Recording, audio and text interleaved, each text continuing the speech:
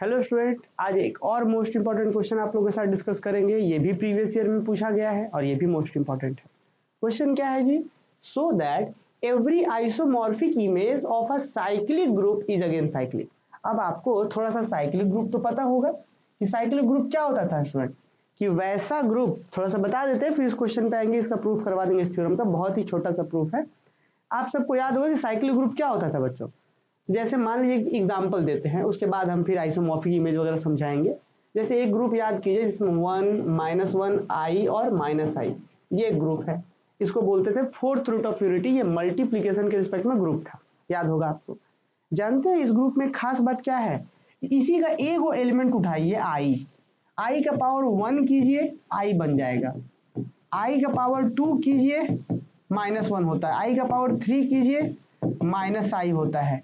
आई का पावर 4 कीजिए, 1 होता है। माने एक ही एलिमेंट आई का पावर 1 2 3 4 करने से आई माइनस आई 1 -1 और 1, चारों एलिमेंट बन जा रहा है। तो ऐसे ही ग्रुप को साइक्लिक ग्रुप बोलते हैं। और बोलेंगे ये जो जी है साइक्लिक ग्रुप है और ए से जनरेट, और यहाँ पे आई से जनरेट हो रहा है।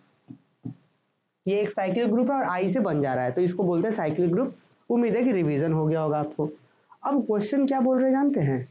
क्वेश्चन कह रहा है कि so that the isomorphic image of cyclic group is cyclic. Isomorphic का बात हो गया, तो आइसोमॉर्फिज्म का बात हुआ तो जरूर कुछ ऐसा रहा होगा कि मान लीजिए कि यहाँ पे एक ग्रुप है और जो कैसा ग्रुप है, तो साइक्लिक ग्रुप है। स्टूडेंट क्या ग्रुप है? ग्रुप ही नहीं है, वो साइक्लिक ग्रुप है। ध्यान दीजिए जी, मान लीजिए कोई साइक्लिक ग्रुप है और एक इधर अनदर कोई जी डैश है। साइक्लिक है कि नहीं हमको नहीं पता, पर इधर का पता है कि साइक्लिक ग्रुप है और इसका एक इधर से इधर एक फंक्शन जा रहा है एफ, जो कि आइसोमॉर्फिज्म है। आइसोमॉर्फिज्म है।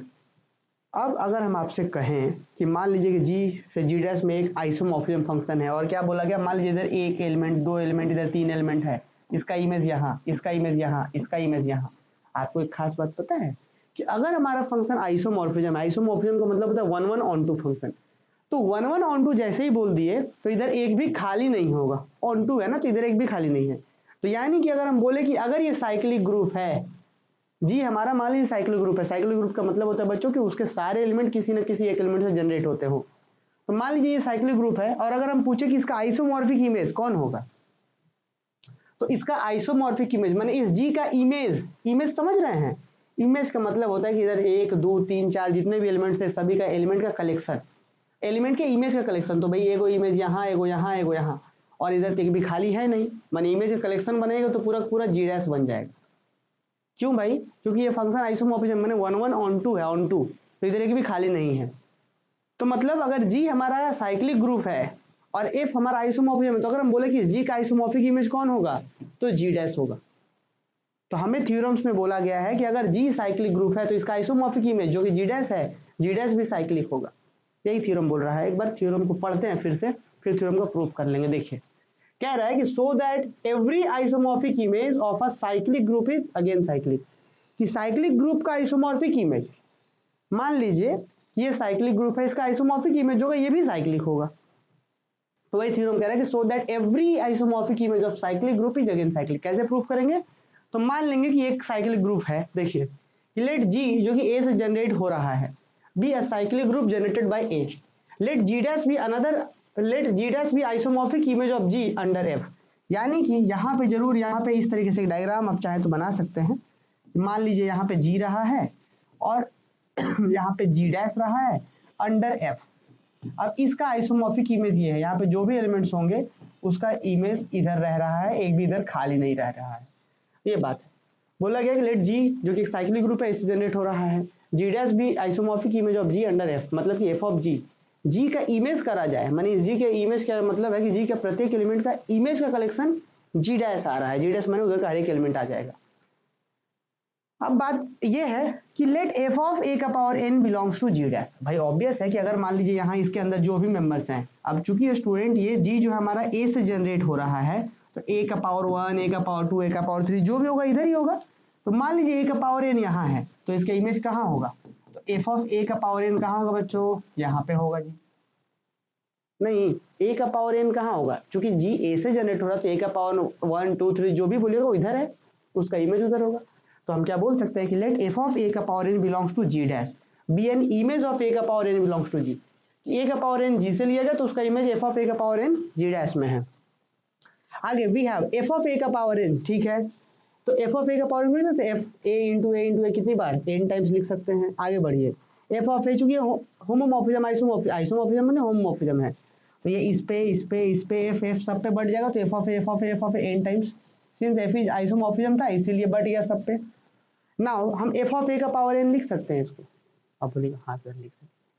तो आपने यहाँ पे क्या सीखा कि यार हम इधर से ए को एलिमेंट लिए, एफ ऑफ ए का पावर एन कहाँ था, इधर का एलिमेंट था, और हमने ये देखा ये किससे जनरेट हो गया, तो सर ये जो है एफ ऑफ ए का होल पावर एन कर दिए तो जनरेट बन गया ये एलिमेंट। बहुत लॉजिकल चीज है। हमने यहाँ पे इधर से एक एलिमेंट लिया, उसका इमेज वो, ये आर्बिट्री एलिमेंट है भाई, ए का पावर एन माने ए का पावर 1, ए का पावर 2, ए का पावर 3 सबको बता रहा है वो। तो एक आर्बिट्री एलिमेंट लिया, उसका इमेज एफ ऑफ ए का पावर एन माने इधर का आर्बिट्री एलिमेंट है वो। अब एफ ऑफ ए का पावर एन हमने देखा कि एफ ऑफ ए का पावर एन चले चले चले देखे कि अरे एफ ऑफ ए का पावर होल पावर करने से बन जा रहा है, यानी कि thus every element of G dash, कि जी डैश का प्रत्येक element can be express as an integral power of F of A, F of A के इंटीग्रल पावर से बनेगा। माने अगर इधर का जनरेटर हमारा ए है तो इधर का जनरेटर एफ ऑफ ए होगा। आप एग्जाम्पल में लेना चाहें तो कोई भी ले लीजिए, मान लीजिए यहाँ पे मान लीजिए जैसे ए का पावर 2 है, तो इधर इसका इमेज क्या होगा एफ ऑफ ए का पावर 2, और ये एलिमेंट किससे जनरेट होगा जानते हैं, ऐसे बनेगा एफ ऑफ ए का होल पावर 2 से ये बन जाएगा, क्योंकि हमने ए का पावर एन वाला ही देख लिया। तो वही चीज है बच्चों कि हमने एफ ऑफ ए का पावर एन जी डैश से लिया था, आर्बिट्री एलिमेंट लिया था जो कि ए का पावर एन का इमेज था, तो हम ये लेके चले दिखा दिए कि एफ ऑफ ए का पावर एन जो है एफ ऑफ ए का होल पावर एन से बन जा रहा है। तो फाइनली हम लास्ट में एक लाइन लिखेंगे, hence G dash is cyclic group generated by F of A, माने कि अगर जी हमारा साइक्लिक ग्रुप है तो उसका आइसोमॉर्फिक इमेज भी साइक्लिक होगा। कितना छोटा सा रिजल्ट था, ये एग्जाम में पूछा गया है, इतना सा रिजल्ट एग्जाम में पूछा जा रहा है, तो उससे क्या मतलब है, छोटा रहे चाहे बड़ा रहे, हमको क्वेश्चन पूछा जाएगा बनाएंगे। उम्मीद है कि आप लोग को ये समझ में आया होगा, कहीं दिक्कत है तो पूछिए, बाकी मिलेंगे हम लोग नेक्स्ट क्वेश्चन में जी, नेक्स्ट क्लास में।